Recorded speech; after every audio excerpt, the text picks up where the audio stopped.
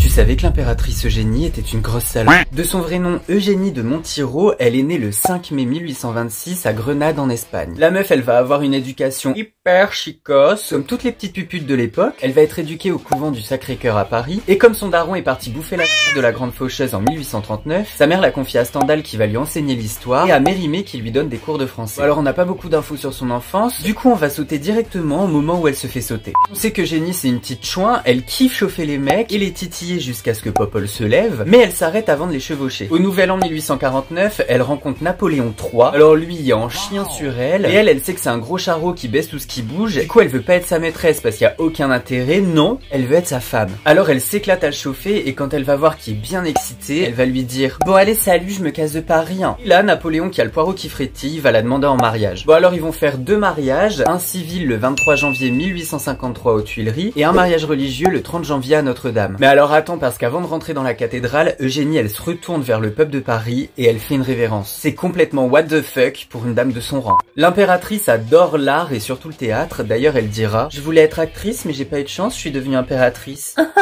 Elle va faire construire plein de petits théâtres un peu partout, dont un théâtre de 400 places à Fontainebleau qui est toujours là. C'était une meuf extrêmement bienveillante et généreuse, d'ailleurs elle a inventé les fourneaux économiques, c'est l'ancêtre des Restos du Cœur, et ça c'est iconique. Bon, ça fait un moment que Napoléon et Eugénie ils essayent d'avoir un gosse, mais l'impératrice a déjà fait deux fausses couches, la tuile, dont une qui était carrément de sa faute parce qu'elle a décidé d'aller faire du cheval comme une tarée avec un polichinelle dans le tiroir. Mais bref, Latipa qu'elle retombe en cloque et elle m'ébade un petit garçon le 16 mars 1856. Non mais regarde-moi cette beauté. Ah mais moi clairement un mec comme ça il dort pas par terre hein. Le mec qui va accoucher Eugénie il s'appelle Paul-Antoine Dubois et pendant l'accouchement il va grave faire de la merde parce qu'en utilisant un forceps il va lui péter le bassin. Du coup Eugénie et Napoléon ils vont plus pouvoir ken comme avant, ce qui va être une bonne excuse pour Napoléon pour aller voir ailleurs. Le bâtard. À partir de 1856, Napoléon III lance la tradition des séries de Compiègne. Alors en gros Eugénie et lui ils recevaient le gratin de la haute société du 15 octobre jusqu'à la Saint-Eugénie le 15 novembre. Pendant ces fêtes il y avait tout, des hommes politiques, des artistes, des peintres, des écrivains et tout le bordel. Même Louis Pasteur était invité parce qu'Eugénie elle était archi fan de ses expériences. Elle croyait tellement en lui qu'elle lui a filé de la moula pour qu'il continue ses recherches. La meuf elle kiffait de ouf la science, la culture et tout le tralala. D'ailleurs elle sera la première à obliger le ministère de l'instruction publique à donner des cours aux filles.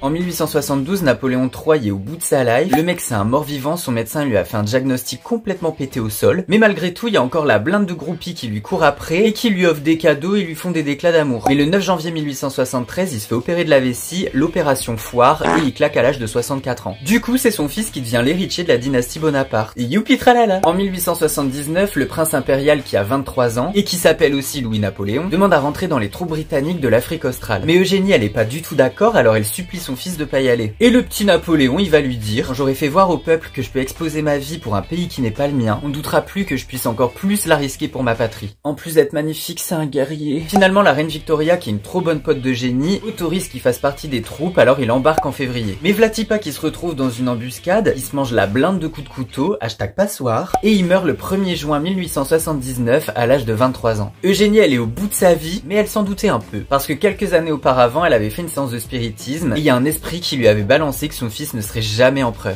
L'impératrice Eugénie avait clairement une santé de fer. En 1906, elle a 80 balais quand elle devient la marraine de Victoria de Battenberg, qui n'est autre que la petite fille de la reine Victoria. Elle va aussi connaître le début et la fin de la Première Guerre mondiale, l'arrivée du cinéma, et elle sera aussi la première impératrice à être prise en photo dans des conditions réelles. Après toutes les merdes qui lui sont arrivées et avoir été régente 2 fois, elle meurt d'épuisement le 11 juillet 1920 à l'âge de 94 ans, dans le palais où elle est née.